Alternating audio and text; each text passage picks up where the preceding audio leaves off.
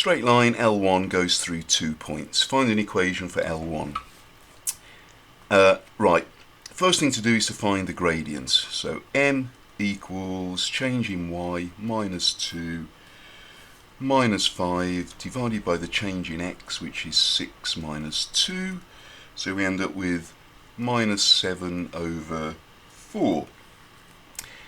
And then you can either use y equals mx plus c, because we've got our value of m now, and you can plug in the x and the y from either of those 2 points, or I do it doing y minus, and if we just choose the first point, point P, y minus 5 is going to equal minus 7 over 4 lots of x minus 2.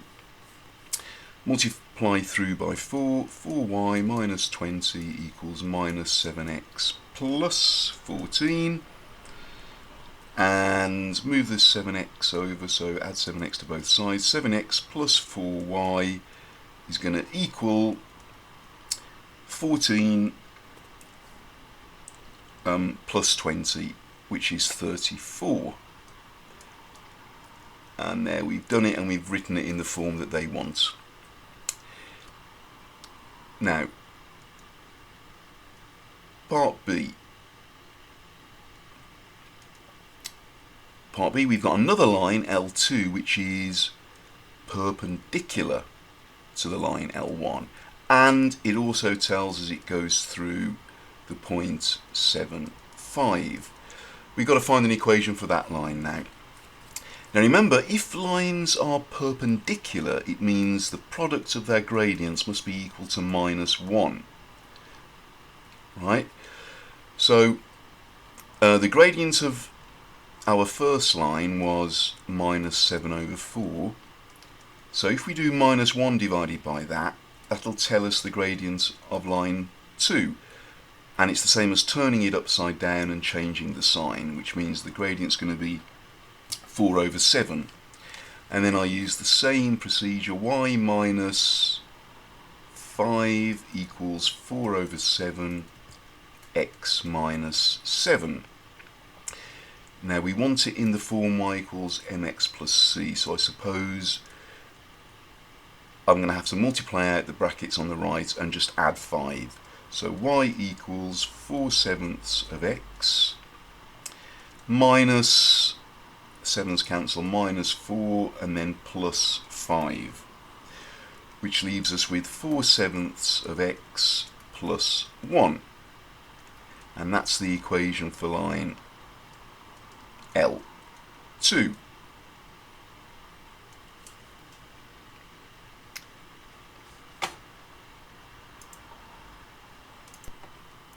Now part C, it gives us 2 more lines, L3 and L4. So L3, it gives us the equation y equals 3x. L4, it gives us the equation x equals 3y, and it asks us whether they are perpendicular. What we're going to have to do is to find the gradient of each of these lines. Now, line L3, because of the way it's written, there's no c, but we can see that the gradient must just be equal to 3. What we can do with line L4, we can rearrange it, so if we divide by 3, we're going to get 1/3 of x equals y. So in this case, you can see that the gradient's going to be 1/3. So m4 equals 1/3. Now remember, for lines to be perpendicular, we want the product of the gradients should be equal to minus 1 if L3 is perpendicular to L4. But M3 times M4 is not going to be minus 1, it's actually going to be plus 1. 3 times 1/3, which equals plus 1.